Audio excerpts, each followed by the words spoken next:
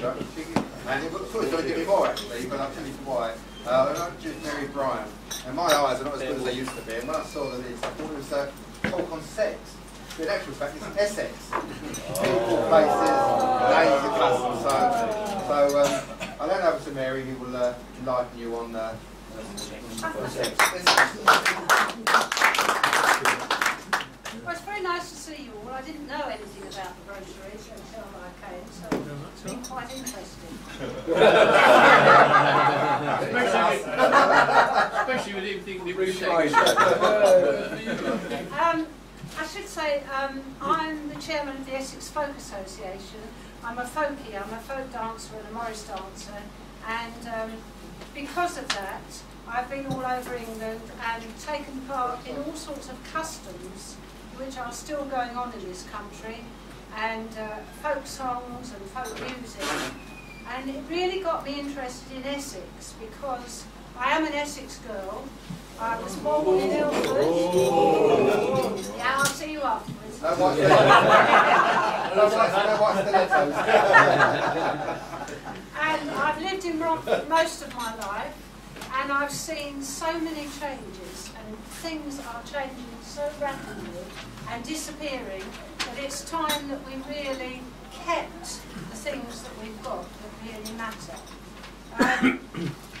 I come out of my house, go up Havering Road, if you know Havering Road.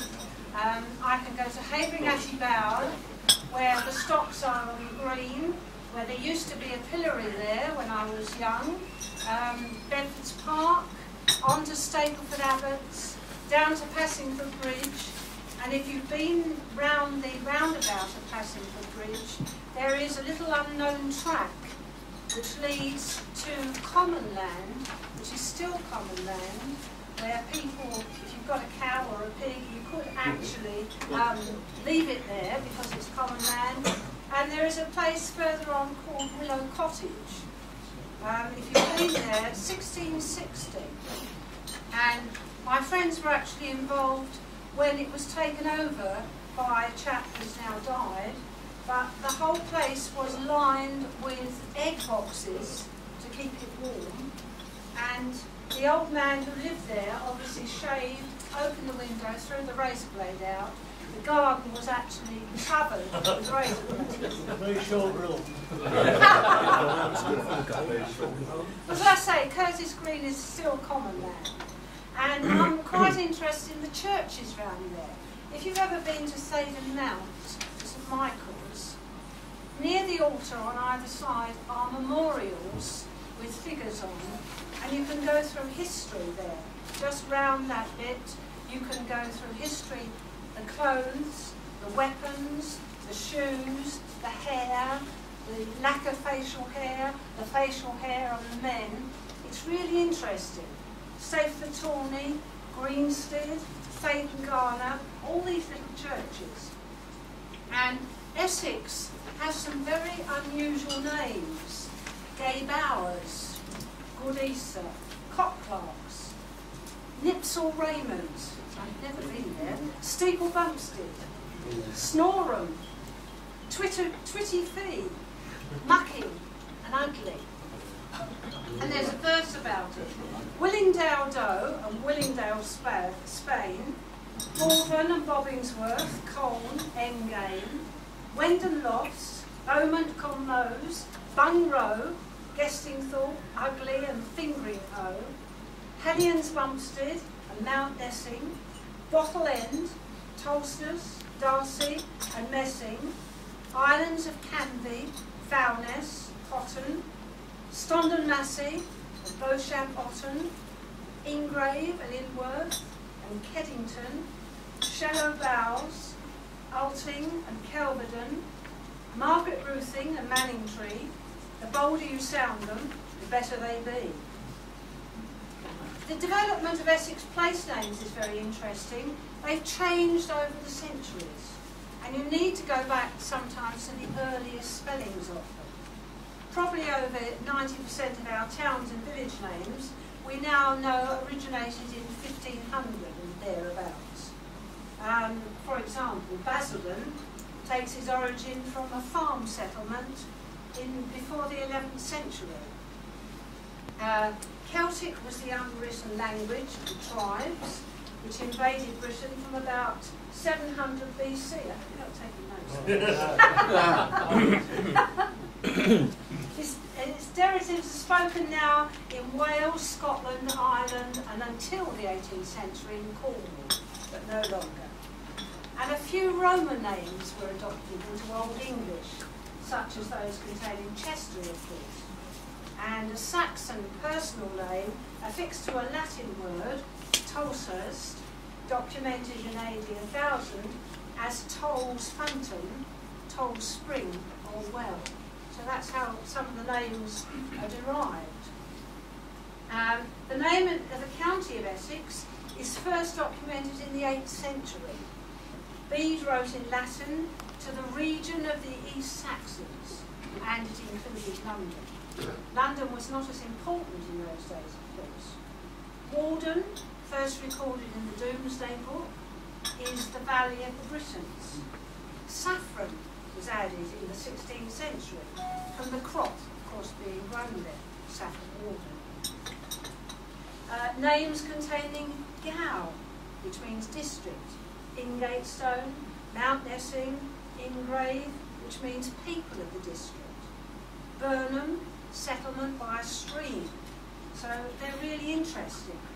Borg, which later became borough, or burg, or bury, which was a round-topped hill, so we get Burgholt. And there are words from the Scandinavian, which were translated into English, such as Biggin, which is an outhouse. Great Biggins became Finchingfield, and Holmer, an island in the marsh, became Thornholm, which is now East Ham. Sites of pagan worship were very important, and they were believed to be the work of the devil. So you get Grimsditch, which is now Mount Nessing, and Hobgobblers, which is now Woodham Ferrers. And Norman landlords who accompanied William the Conqueror in 1066, as you well know, used names as an affix. Tolhurst Darcy, from the landlord, Robert Darcy. And there were nicknames like Veal Engame, which became Coal Engame, after Veal the Tricky. I haven't read about him. 3 monasteries were in 1086. Waltham Holy Cross, Barking, and West Mersey. There was a great local belief in Essex of dwarfs, goblins, demons and sprites. And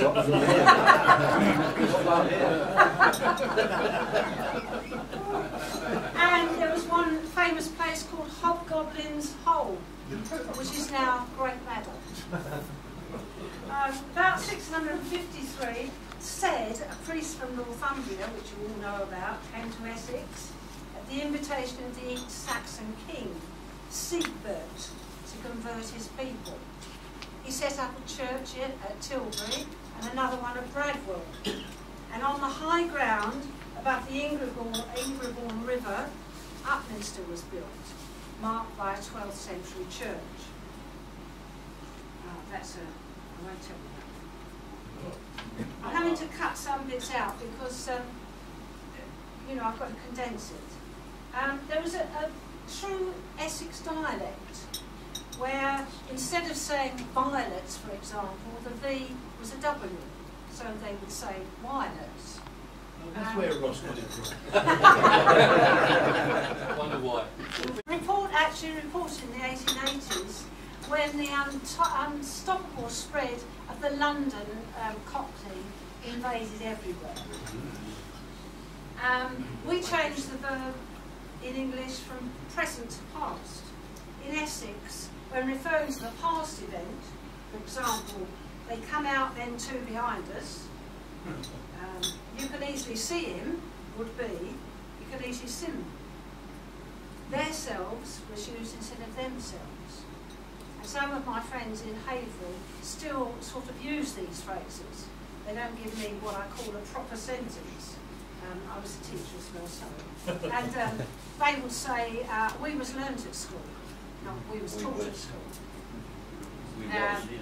They all call them different like. So they changed the sentence round. Negatives were doubled. Nobody didn't drive it, only me. Vowel sounds, supposed to, 2 vowel sounds in a word, were often shortened. Rhubarb became rhubarb. Catch became catch. Again, again. Carpets, pulpits, and 3 was throw. And potatoes became potatoes. Go was go. And Southend, of course, which we all use, Southend. There were many Essex customs. Blowing up the anvil was an ancient marriage custom. When a blacksmith married, all the blacksmiths from the neighbourhood would fire a rejoicing salute. And to do this, they bore a hole in the anvil and filled the hole with powder and pack it well in and then exploded. This ancient ritual finished when blacksmith John Scrivener of Bardfield was getting ready for the ceremony. As he forced the plug into place with a sledgehammer, the powder exploded, and the handle of the hammer hit him and killed him. There was another custom. If a girl married before her elder sisters, they had to dance barefoot in front of her at the wedding. And one time, in matching green, girls were paraded in the streets with a rope round their waist, and a bride waiting to be auctioned to the highest bidder. Good idea. And there are records that this actually went on. A petting stone used to be standing at the church gate.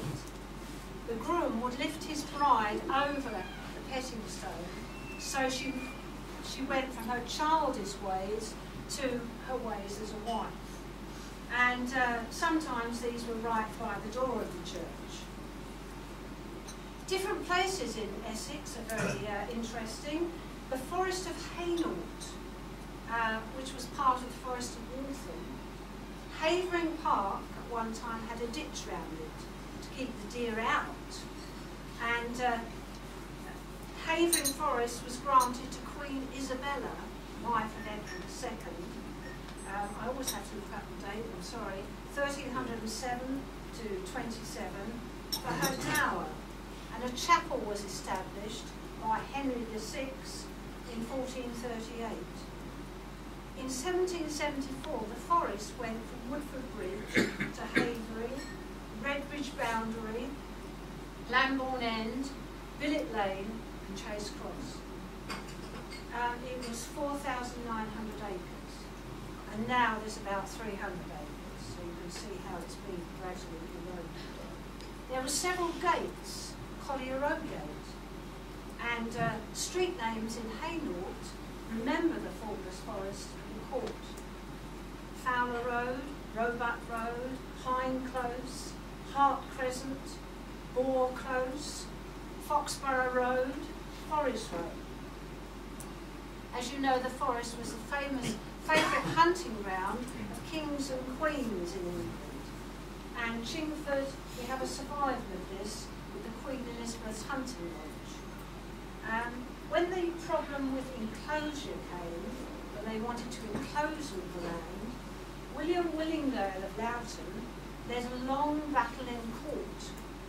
And it's reported that in 1881, Queen Victoria went to High Beach in Epping and dedicated 5,559 acres of this beautiful forest to the enjoyment of my people forever. A very famous place where there was a palace where kings and queens stayed and hunted was Havering Abbey Bower, one of my favourite places because it's near me. There was a royal palace there for over 6 centuries. Edward the Confessor lived there. Henry VIII hunted in Havering. Mary and Elizabeth lived there as children. Elizabeth I set out from the palace there on one of her grand tours. And as you know, kings and queens love their grand tours. They took hundreds of people with them, descended on somebody, stayed for a fortnight, and then went on to someone else. So although it was an honour to have the king and queen visit you, it was almost a disaster in some cases because they out of house and home. And indoors. The last monarch to stay at Haverford was Charles I, and he came to meet his mother-in-law, Marie de Medici, Queen Mother of France. They met at Molsham Hall. You may have heard of Molsham Hall in Chelmsford on November the 8th, 1638. They had 2 long trains of coaches, horsemen, and they were preceded by 12 trumpeters as they rode towards London. The Queen Mother slept at Gidea Hall, and he slept at Havering before they went to London. There are lots of famous people. You may have heard of Gypsy Smith, who was born under a tree in Epping Forest, descended from gypsies, and in June 1949 there was a memorial service in the forest where he was born, and hundreds of people attended because he'd been a missionary and he'd travelled the world telling people about Christ. His widow had a big Cornish granite boulder put up, and engraved on it was Gypsy Smith, MBE, who preached the gospel to thousands in 5 continents for 70 years. He was born March the 31st, 1860, and died August the 4th, 1947. Dr. Thomas Bernardo, of course, quite famous, lived for many years in Buckhurst Hill, and he founded his home for boys and did as much as he could for boys, until an 11-year-old girl called Martha said to him, "Do you take girls?" And then he founded his home at Mossfield Lodge in Barkingside, where children, boys and girls could live. In actual fact, my husband was one of those Bernardo boys, and he tells me tales about how they had to march to school and how they were regimented and all the things they did. Of course, that area is now completely changed. It's a housing estate. David Livingstone is connected with Essex, the great explorer. He lived in Chipping-Ongar at the time and brought public attention to the slave trade.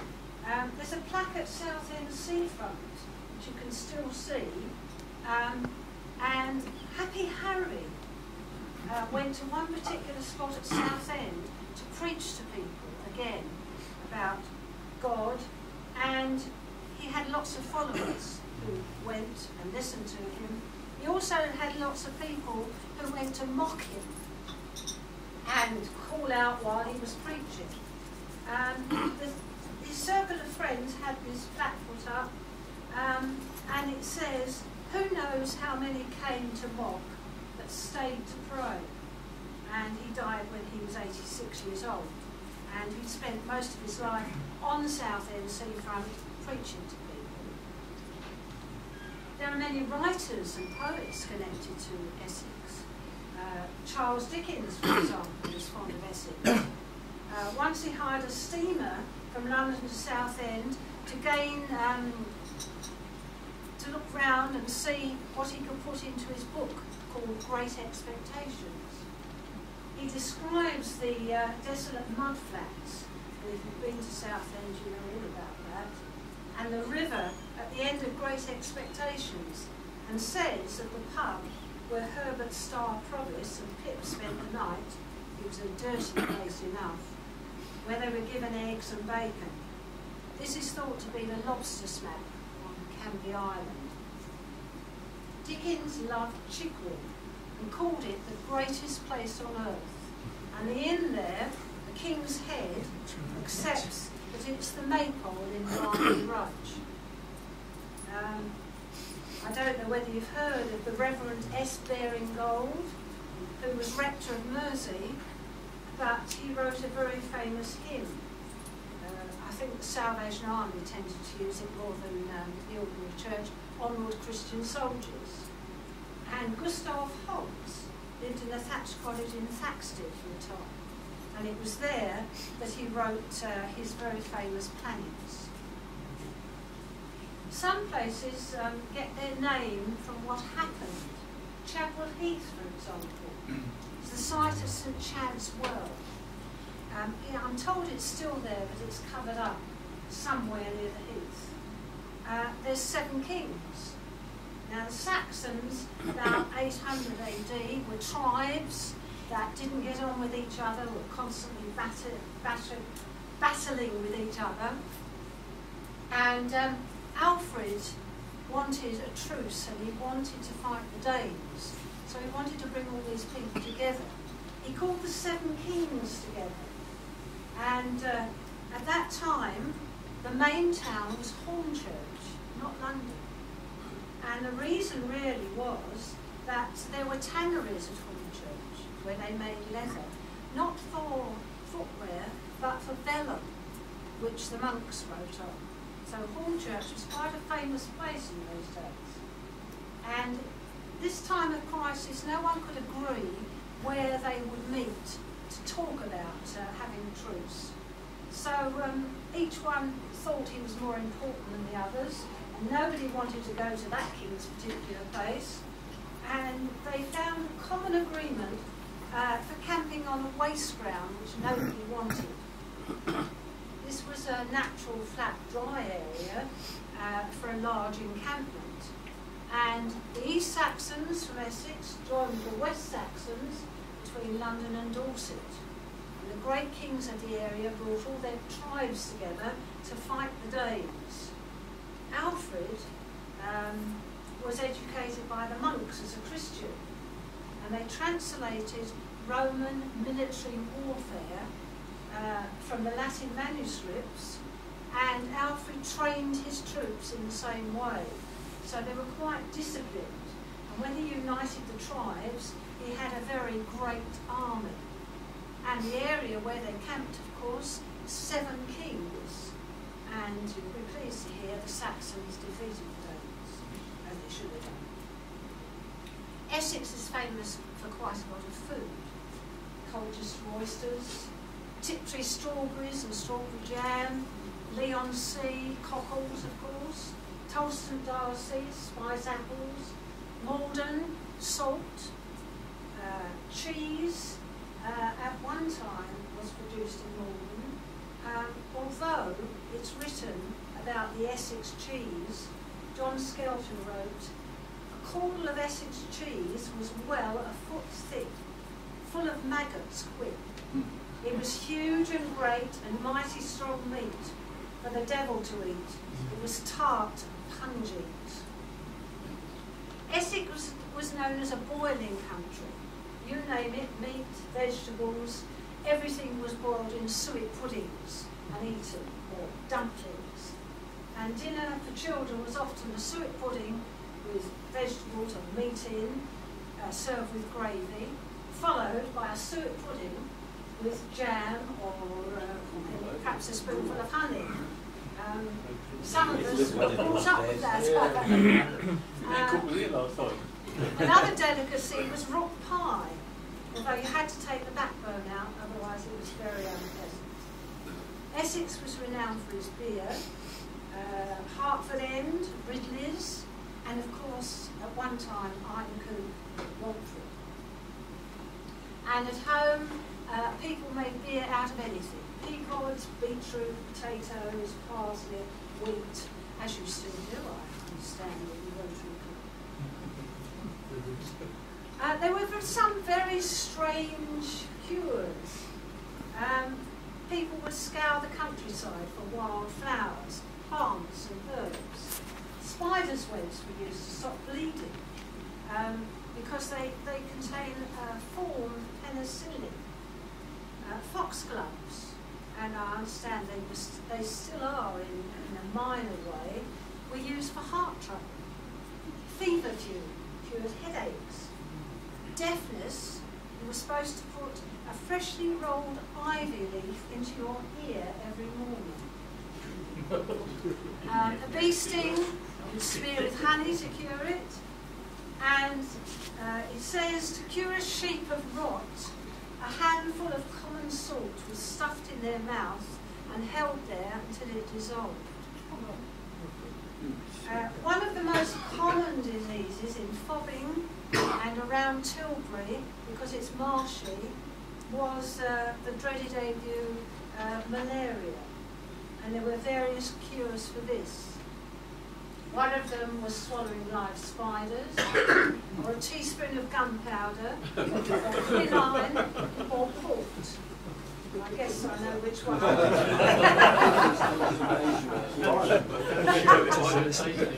And it's said that the wise woman of Stansted cured children's warts by putting steak on and then throwing it into the fire.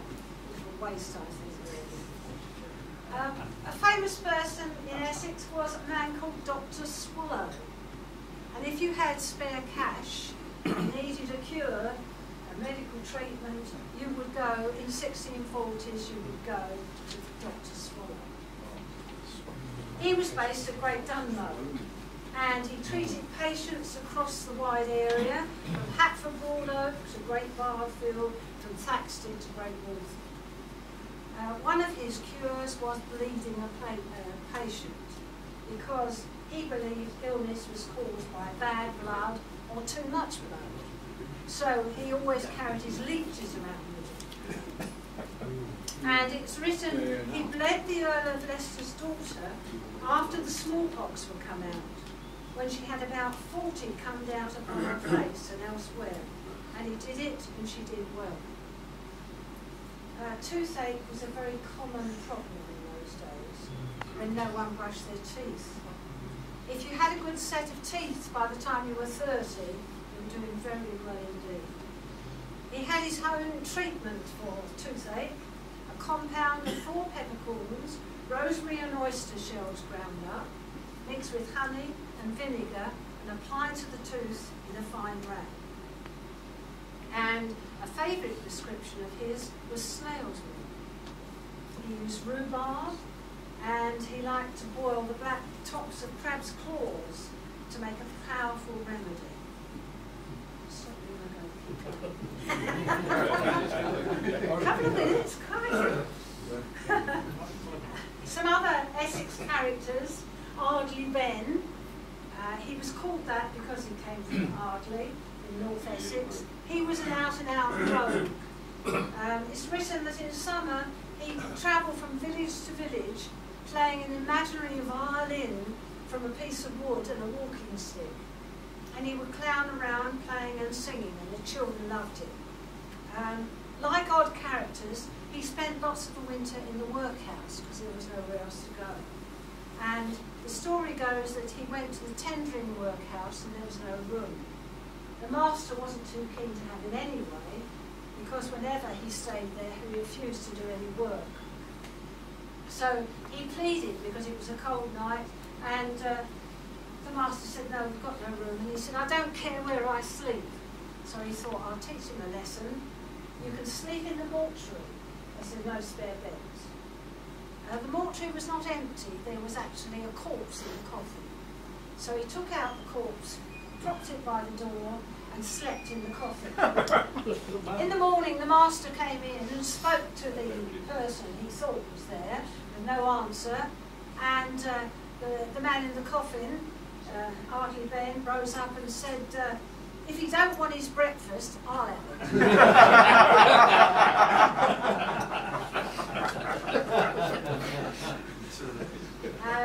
There are lots of other characters I could go on. Dido, the hermit of Hainault Forest, wore a simple smock, tight-fitting skull cap, and big boots, and had a long forked beard. And people were afraid of him, but he was really harmless.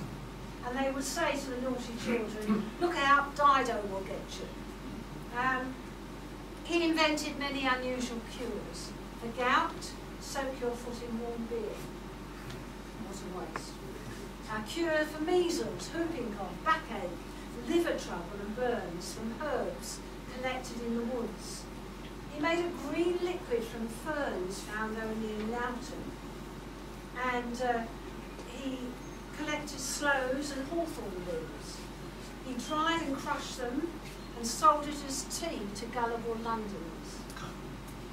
Dido and many others believed that the well water around Chigwell was very pure and could cure many ills, which is why the gypsies used to encamp there. I shan't stop till you tell me. One of the villains, of course, was Dick Turpin. And Dick Turpin was romanticised, but in actual fact he was nasty and murderous. He was born in 1705 in Hempstead, northwest Essex, and he was born at the Bell Public House. He was apprenticed as a butcher and sent to Whitechapel, but he stole some of the cattle from a farmer in Plaistow and sold them to another butcher, so that didn't last long. Then he took up smuggling at Canby Island, and then joined a band called the Gregory Gang, extremely vicious people. They would raid isolated farmhouses and even churches, and it's written that they went into Chingford and Barking churches and stole as much as they could. They would terrorise their victims to get treasure, and as you know, people usually hid their valuables. Only a fool would go to a bank in those days. And they would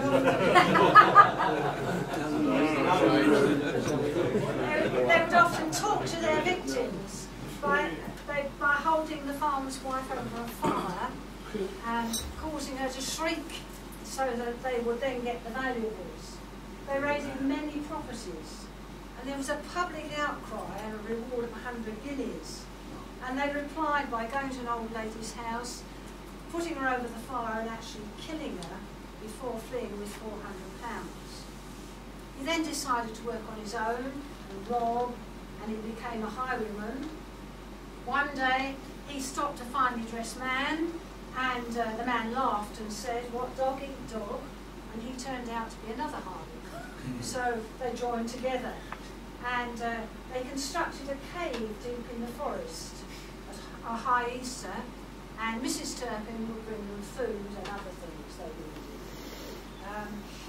He was a bit of a fool though, because they stole a famous horse called White Stockings, and of course White Stockings had distinctive markings, and an Epping landlord traced them, and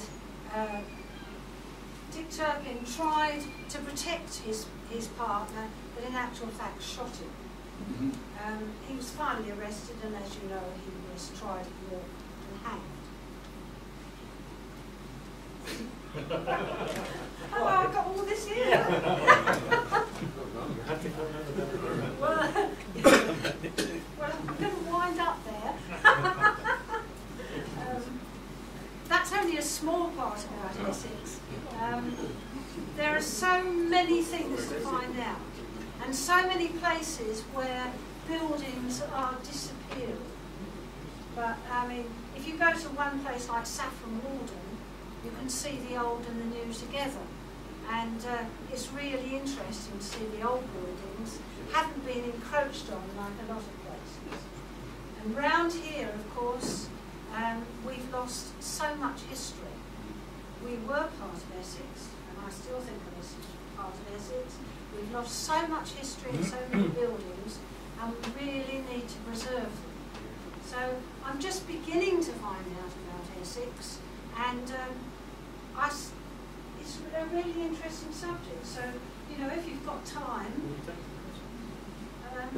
yeah, I'm not an expert, but I will take some questions, yes. Do you have any questions? Anybody like to raise what the subject of the discussion?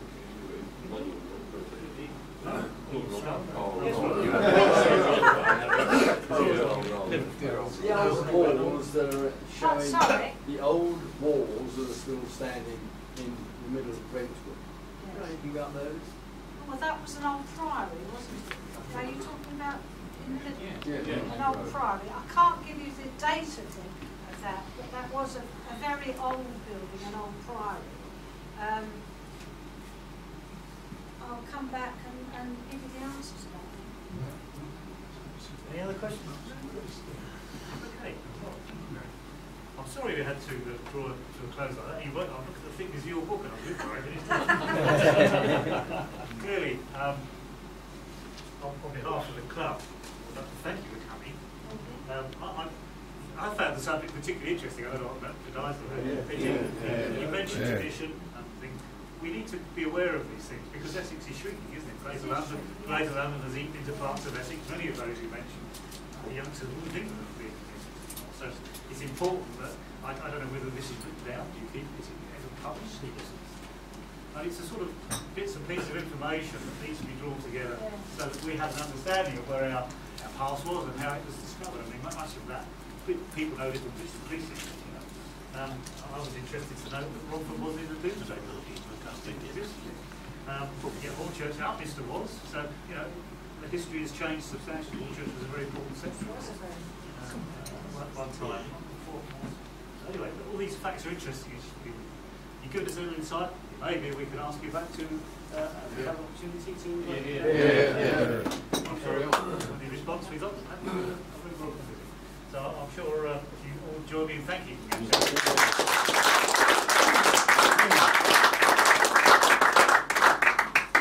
I just say, I didn't expect a meal as well. That's very nice. Thank you very much. Thank you very much. We'll know next time.